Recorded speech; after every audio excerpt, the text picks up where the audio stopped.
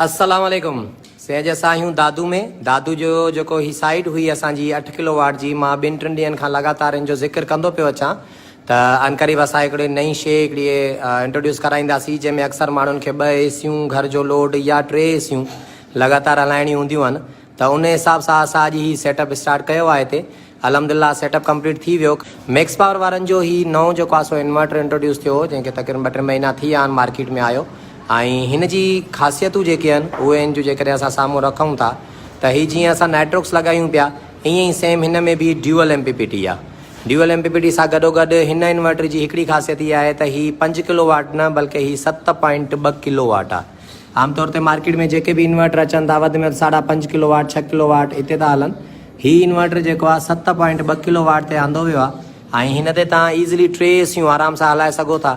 या वरी तव्हां जेको आहे सो उन्हनि एसियुनि खे कुझु घटि ते करे, जीअं असां 26 ते 24 ते हलाईंदा आहियूं, उन ते हलाए करे ऐं गॾोगॾु वरी घर जो लोड बि सुहिणे नमूने सां उन ते हलाए सघो था। हिते साईं वारनि जो पहिरीं जेको आहे सो पुराणो UPS सिस्टम वग़ैरह लॻल हो, असां उहो पटियो आहे।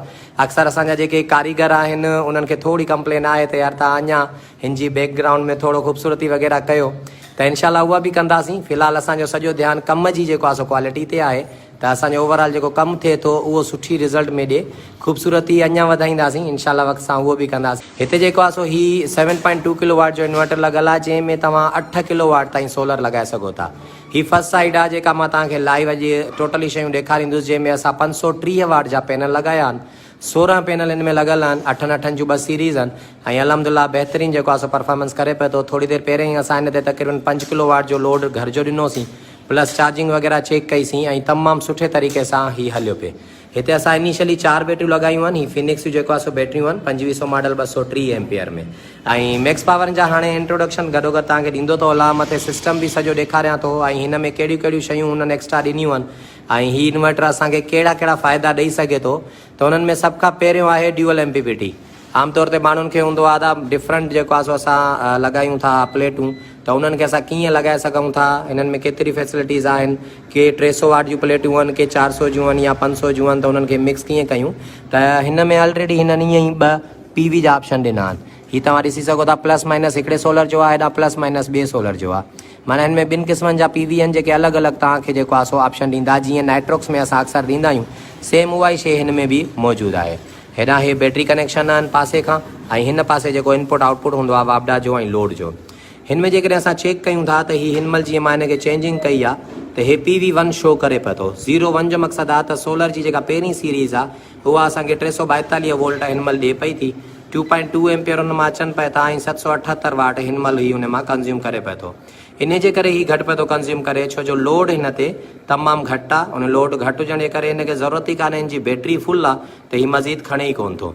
उन खां पोइ सेकेंड PV ते जेकॾहिं अचूं त हे PV2 आहे, जंहिंजा 349 वोल्ट पिया था हलनि। 2.2 एम्पियर साॻी तरीक़े सां 782 वाट उन मां बि खणे पियो थो। माना अधु लोड हुन सोलर ते आहे, अधु लोड ॿिए सोलर ते आहे। टोटल 2 लाइनूं आहिनि, त ॿिन्हिनि लाइनुनि खे ही डिवाइड करे ॿिन्हिनि मां जेको आहे एनर्जी खणी ऐं अॻिते हलाए पियो थो। इन खां अलावा हिन इन्वर्टर में वाईफाई जी फैसिलिटी आहे जेको बिल्ट इन आहे। अक्सर असां वाईफाई जेको आहे सो अलॻि स्टिक लॻाईंदा आहियूं, हिन में जेको आहे सो उहा स्टिक अलॻि सां नाहे लॻल। हिन में बिल्ट इन वाईफाई ॾिनो वियो आहे। तव्हांखे हिन जो जेको आहे वॉच पावर इंस्टॉल करिणो आहे, सॉफ्टवेयर वॉच पावर वाईफाई वारो, ऐं उन सां हिन खे कनेक्ट करिणो आहे। सिंपली ही बग़ैर स्टिक जे तव्हांजे वाईफाई सां कनेक्ट थी वेंदो ऐं तव्हां हिन खे किथां बि एक्सेस करे सघो था। अच्छा, टी हिन में जेका सुठी ॻाल्हि मूंखे जेके शयूं सुठियूं लॻियूं आहिनि तव्हां सां शेयर पियो थो कयां, हिन में ही LED लाइट आहे। हीअ यको तव्हां जेका ॾिसो पिया ही वाइट ॿरे पई थी, हीअ यका पट्टी जी पट्टी जेका आहे इहा LED लाइट आहे। इहा LED लाइट जेका आहे कलर्स चेंज कंदी आहे। चेंज कीअं कंदी आहे त तव्हां जेकॾहिं सोलर ते हलो पिया था त ही वाइट आहे, ठीकु आहे, पर जेकॾहिं असां इते ई हिन जो मां सोलर बंदि थो कयां ऐं सोलर बंदि करे असां हिन खे खणी था वञूं बैटरियुनि ते, त तव्हां ॾिसंदो त हिन जो कलर चेंज थी फिरोज़ी थी वियो।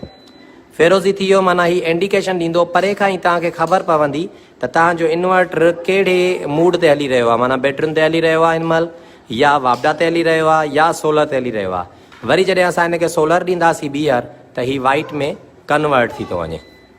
ऐं जेकॾहिं ही मिक्सिंग कंदो, माना बैटरियूं ऐं सोलर ॿई शयूं ही मिक्स कंदो, त ही कलर खे वरी पोइ पाण में मिक्स कंदो। त हिन में इहा बि हिकिड़ी फैसिलिटी कंपनी सुठी ॾिनी आहे। कंपनियुनि में जेके शयूं इम्प्रूव थियल ईंदियूं, सुठियूं ईंदियूं, वक़्तनि वक़्तनि असां तव्हांखे उहे बि ज़रूरु ॾेखारींदा हलंदासीं। ही माशाल्लाह 7.2 किलोवाट जो आहे। असां हिन में 8 किलोवाट जो सोलर हलायो आहे। हिन महिल असांजे घर जो लोड हलायोसीं त तक़रीबन 5 किलोवाट असां पूरो हिन ते ॾेई चुका हुआसीं। एसियूं अञा कनेक्ट थियनि पई थियूं। एसियूं जेको आहे हिते 3 आहिनि, उहे 3 एसियूं इनशाला हिन ते कनेक्ट थींदियूं त वरी उहे बि हिन ते हलाए। उन ते बि मां कोशिशि कंदुसि साईं वारनि खां हिकिड़ो रिव्यू वीडियो वठंदुसि। हाणे इन्वर्टर जी ओवरऑल शयूं मां तव्हांखे ॾेखारियूं। ऐं 48 वोल्ट जो आहे, ही 7.2 किलोवाट जो आहे। हिन में एयर फिल्टर वग़ैरह बि ॾिनल आहिनि जेके तव्हांजी जेको आहे सो मटी वग़ैरह खे रोके सघनि था हिन में। ऐं एरोक्स खे जेकॾहिं असां कयूं था पाण में शेयर कंपेयर था कयूं बल्कि, त ही वाटर प्रूफ न आहे। ठीकु आहे, ही जेको आहे वाटर प्रूफ ऐं डस्ट प्रूफ न आहे। जीअं असांजो नाइट्रोक्स ईंदो आहे, नाइट्रोक्स वाटर प्रूफ ऐं डस्ट प्रूफ ईंदो आहे, ही वाटर प्रूफ ऐं डस्ट प्रूफ न आहे। पर जेके हिन जी प्राइस जो हिसाबु आहे त ही हिन महिल मार्केट में 1,36,000 रुपए ते हली रहियो आहे। हिन जी प्राइस महांगी न आहे। जेकॾहिं असां 1,36,000 में 7.25 किलोवाट जो इन्वर्टर वठूं था ऐं उन ते असां 8 किलोवाट सोलर हणी सघूं था, त तव्हां हिसाबु लॻायो जेकॾहिं असां 3 किलोवाट ऐं 5 किलोवाट जा इन्वर्टर अलॻि अलॻि वठूं ऐं उन ते सोलर 8 किलोवाट जो सेटअप कयूं त छा उहो असांजो एतिरी क़ीमत में थी सघे थो। ॿियो हिन में ड्यूअल MPPT आहे। ड्यूअल MPPT जो फंक्शन जेको आहे इहो बि तमामु घटि इन्वर्टरनि में अचे थो। हिन में उहो बि आहे त इहा फैसिलिटी बि अञा सुठी आहे। हिकु अलहमदिल्ला हिन में इहा शइ बि ॾिनी वई आहे। वारंटी क्लेम ते अचूं था त फ़िलहालु मैक्स पावर वारा 18 महीननि जी वारंटी ॾियनि पिया था। पर नेक्स्ट हिननि जा कुझु इन्वर्टर लॉन्च थियनि पिया ऐं आई थिंक हिननि जी ॿिए ॾींहुं लॉन्चिंग आहे, ख़मीस वारे ॾींहं ते, जंहिंमें थी थो सघे अञा हिननि जा नवां मॉडल अचनि जेके अञा वधीक एक्सटेंडेड वारंटी में अचनि। हिननि जा कुझु मॉडल आहिनि जेके 5 साल वारंटी ऑलरेडी ॾियनि पिया था। फ़िलहालु जेके ही मॉडल हिननि जा हलनि पिया, ही 1.5 साल गारंटी ॾियनि था प्रॉपर स्पेयर पार्ट सां। छो जो अक्सर गारंटी 5 सालनि जी कुझु इन्वर्टरनि जी आहे, जंहिं ते माण्हुनि खे वरी इहो मिलंदो आहे त 2 साल स्पेयर पार्ट्स वारंटी हूंदी आहे, बक़ाया 3 साल जेके आहिनि उहो सिर्फ़ु तव्हांखे मिलंदो आहे सर्विस। स्पेयर पार्ट्स तव्हांखे वठिणा पवंदा आहिनि। हिकु दफ़ो वरी तव्हांखे हाणे सिस्टम ॾसूं था, हलूं था मथे, तव्हांखे पैनल वग़ैरह ॾसूं था ऐं एक्सपेंसिस साईं वारनि जा बि टोटल बिल ठहंदो इनशाला, उहे बि तव्हां सां कमेंट्स में शेयर कंदासीं। अच्छा, हिते माशाल्लाह सां स्ट्रक्चर साॻियो ई कस्टमाइज़ ठहियो आहे। हीअ जेको आहे सो पैनल लॻल आहिनि ऐं अलहमदिल्ला तमामु बहितरीनु तरीक़े सां असां हिन जी जेको आहे सो मज़बूती ते पूरो ख़्यालु कंदा आहियूं। हिन में किलियूं वग़ैरह लॻंदियूं आहिनि जंहिंमें भितुनि में हिनखे सोघो कयो वेंदो आहे।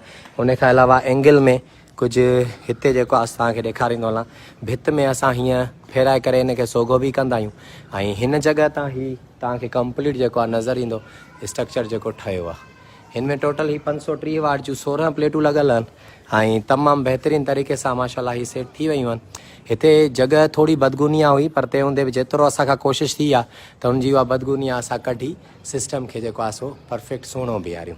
ही विच में असां गैप छॾियो आहे। हिन गैप छॾण जो मेन मक़सदु इहो ई आहे त ओनर जीअं हिन जी ईज़िली सफ़ाई करे सघनि, प्लस में हवा जो प्रेशर बि न मरे। ॿियो ओनर जी इहा विलिंग हुई त असांजी छत बिल्कुलु आज़ादु हुजे, हेठां माण्हू घुमी फिरी सघे, त उन हिसाब सां हिन जी हाइट बि सेट कई वई आहे। ही तमामु बहितरीनु तरीक़े सां ही स्टैंड लॻल आहे।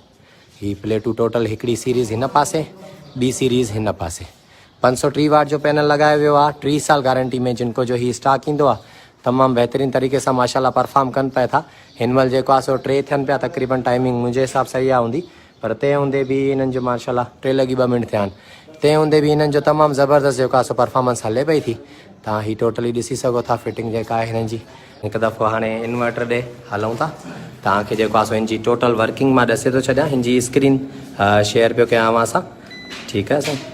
हिते ही PV1 हुन जे बारे में, ही माना 01 जो मक़सदु हूंदो आहे तव्हांजे पहिरीं सीरीज़ छा थी पई ॾे, 02 जो मक़सदु आहे तव्हांजी ॿी सीरीज़ छा थी पई ॾे। इन खां पोइ अचनि था PV मां ऐं इन्वर्टर में केतिरा एम्पेयर वग़ैरह हलनि था।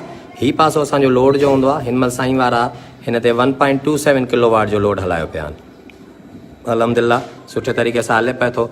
बाक़ी हाणे जीअं ई हिन में वरी असां एसियूं कनेक्ट कयूं था, वरी उहे बि साईं वारनि खे हलाए ॾेखारींदासीं ऐं बैकअप वग़ैरह जो उहो बि साईं वारनि खे टोटल सम्झाइणो आहे। हर शइ इनशाला सुहिणे नमूने सां हिननि खे सम्झाइबी साईं वारनि खे। वधीक जेको बि को हूंदो अपडेट उहो तव्हांखे वरी हफ़्ते खां पोइ जॾहिं साईं वारा प्रॉपर हिनखे यूज़ कंदा पोइ अव्हांखे ॾींदासीं। तमामु दोस्तनि जी महिरबानी, तव्हां सभिनी जे टाइम जे लाइ बि स्पेशल। मां हिन इन्वर्टर जो 2 ॾींहंनि खां ज़िक्र पे कयो, छो जो मूंखे हीअ शइ चङी लॻी। हिन में जेके फीचर्स आहिनि, जेको हिन जी रेंज ॾिनी वई आहे, छो जो अक्सर मूं ॾे कॉल्स ईंदियूं आहिनि, माण्हू चवंदा आहिनि असांखे 2 एसियूं हलाइणियूं आहिनि ऐं घर जो लोड हलाइणो आहे, त 5 किलोवाट जो इन्वर्टर अक्सर 2 एसियुनि खां पोइ एंड थी वेंदो आहे। हुन ते घर जे लोड जे लाइ असां ओतिरा PV पैनल माना सोलर न एड करे सघंदा आहियूं। हिन में इहा हिकिड़ी फैसिलिटी आहे त हिन में तव्हां 2 एसियूं फुल में हलायो ऐं घर जो पूरो लोड हलाए छॾियो, हीउ इन्वर्टर हुनखे ईज़िली हैंडल करे सघे थो। ऐं गॾोगॾु वरी जेकॾहिं 3 एसियूं तव्हां कयो था उन्हनि खे 24 ते हलाए था छॾियो ऐं घर जो फुल लोड हलाए था छॾियो त बि ही इन्वर्टर तव्हांजे घणे कम जो आहे।